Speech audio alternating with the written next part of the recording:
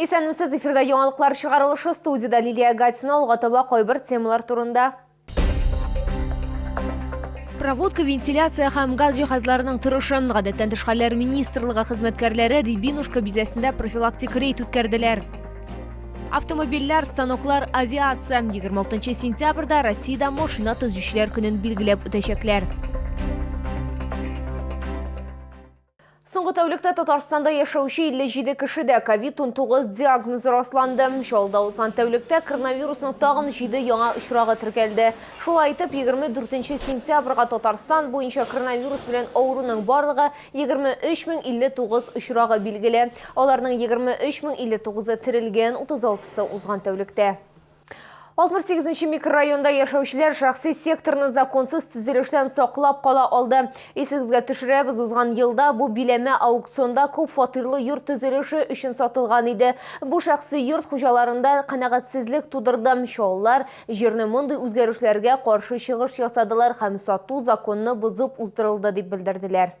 Төзелешне туктату өчен 68-нче микрорайонда яшәүчеләрнең 1 ел вакыты китте. Алар тыныч килешүгә омтылып төзүче белән берничә тапкыр очрашкан, әмма ике як өчен дә файдалы тәкъдим яңгырамаган. Соңгы ачык тыңлаулар 16 сентябрь көне узды. Анда җир кишәрлеген аз катлы төзелештән урта катлы төзелешкә күчерү мәсьәләсен бетерү турында карар кабул ителде. Насколько мы правильно поняли, здесь будет в дальнейшем запланировано строительство в соответствии с зоной Ж2, которой она сейчас является.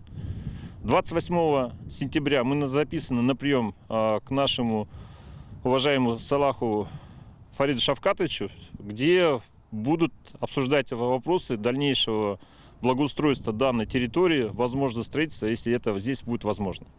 Хәзерге вакытта территорияда вакытлы юл төзелгән, йортның 4 секциясе астында җир эшләре башкарылган, 6 метр тирәнлектә чокыр казылган, булачак йортларның берсенең каркасы җыелган. Җирле халык аз катлы төзелешләргә каршы булмаган, әмма 800 фатирлы күп катлы йорт планын күргәч, алар шаккаткан. И вот здесь в спальном районе, представляете, появляется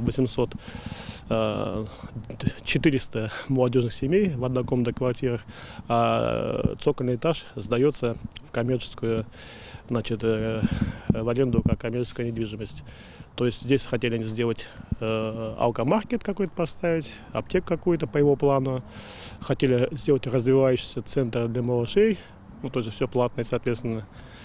Вот, и мы были в шоке от того. 68-нче микрорайонда яшәүчеләр сүзләренә караганда, суд бәхәсе участокны арендалау килешүнең дөрес түгел дип тапкан һәм компанияга җирне муниципалитет милкенә кайтаруны йөкләгән.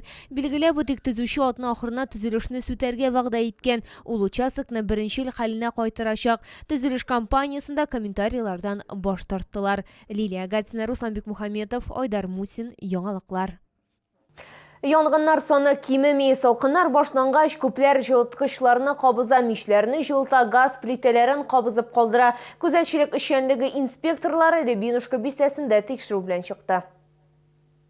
Күзәтчелек эшчәнлеге инспекторының визит максаты газ җиһазлары. Гадәттән тыш хәлләр министрлыгы хезмәткәрләре трубаларны карады, кухня плитәсен тикшерде, төтен датчикларының торышын бәяләде. Вам приходят техобслуживание проводы, да? Да, проводы уже. Ну, хорошо. Еще вам мы датчики в прошлом году устанавливали. Все работает? Я работает. Все работает, хорошо. Ага, хорошо. Давайте их тоже посмотрим. Рябинушка бистәсендә пенсионерлар күп, аларның күбесе аз хәрәкәтләнүчәне, шуңа күрә төтен датчикларының тулы әзерлектә булуы, барлык газ җиһазларының даими рәвештә тикшерелүе бик мөһим. Проверяют, хорошо, ходит, посмотреть, все нормально. Не срабатывали, ничего не случалось? Ничего не случалось еще. Не надо, не случится. А вот, допустим, с газовым оборудованием, как у вас дела обстоят? Технобслуживание каждый год ходят они. Если что-нибудь случится, мы не тем вызывают тебя. Я говорю, ложно не срабатывали датчики? Все нормально у вас? Нормально, работаю. Хорошо. А так ничего, нормально. Но они мигали вообще-то.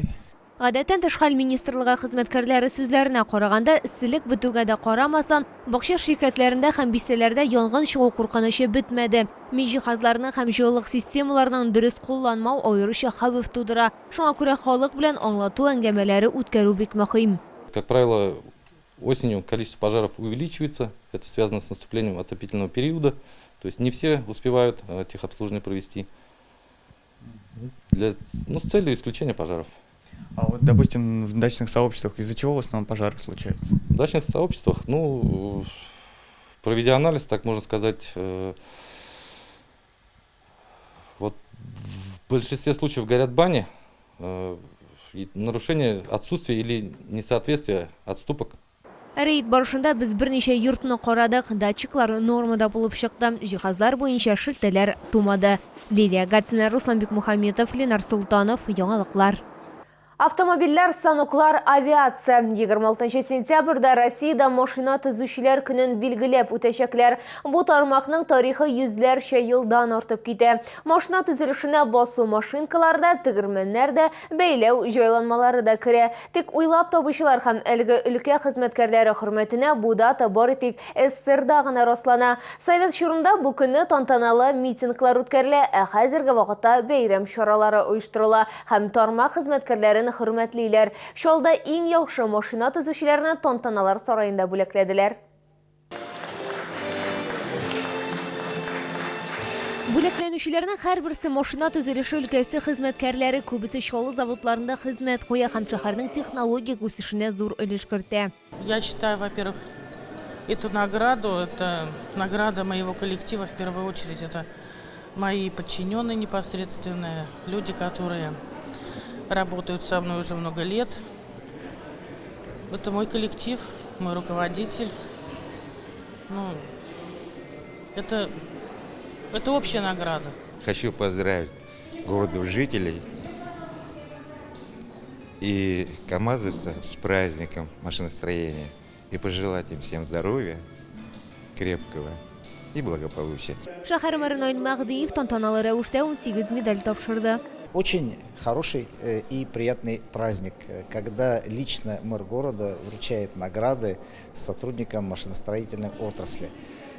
Это не просто руководители, это и рабочие, и средний инженерный состав. Отрадно, что в Центре машиностроения Республики Татарстан такой день проводится уже не первый год. Шаллы машина төзелеше тармагы белән турыдан-туры бәйләнгән шәһәр нәкъ менә бирдә ял көннәрендә Татарстан Республикасы президенты Рөстәм Миңнеханов бөтен республикадан машина төзүчеләрне бәйрәм белән котлаячак. Лилия Гатина, Валерия Новожилова, Кирилл Хабзей, яңалыклар. Шаллы укытучысы дәүләт бүләге алдан 46-нчы мәктәп логопеды Елена Азина Татарстан Республикасының Мирза Махмутов исемендәге дәүләт премиясына лайык булды. Аны бирү турындагы указга президент Рөстәм Миңнеханов кул куйды. Премия педагогларның фәнни һәм фәнни педагогик эшчәнлегенең стимуллаштыру өчен билгеләнгән. Лауреат белән безнең төшерү төркемендә очрашты. Как только ты услышишь звук «с», хлопай на ладоши.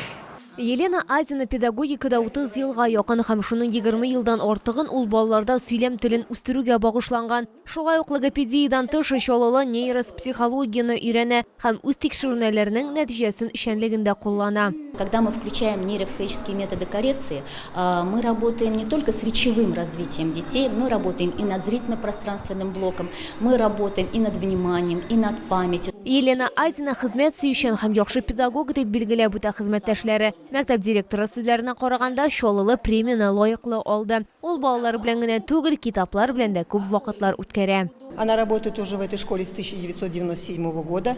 За период работы показала себя очень ответственным, очень грамотным специалистом.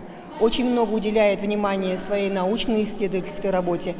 В частности, нейропсихологии, как она влияет на развитие речи. Очень хорошие результаты. Многие детки у нас научились говорить, ставить звуки, строить предложения благодаря ей. Ел сайын премияның 2 җиңүчесе билгеләнә. Быел бүләкне шулай ук педагогика фәннәре докторы, профессор КФУның юридик факультеты хукук белеме методикасы һәм теориясе кафедрасы мөдире Елена Ибрахимова алды. Лилия Гатина, Валерия Новожилова, Кирилл Хабзей, яңалыклар. Искәртеп узам, республикада COVID-19-га каршы вакцинация дәвам итә, прививка ясатырга ашыгыз, безнең алда иммунитетны ныгыту проблемасы тора.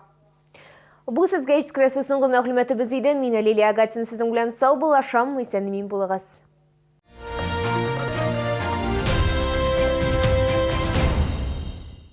Снизился слух? Есть решение. Купите слуховой аппарат в центре слуха «Видекс». Скидки, подарки, рассрочка. Проспект Вахитова, 36А. Запись по телефону 22 00 62.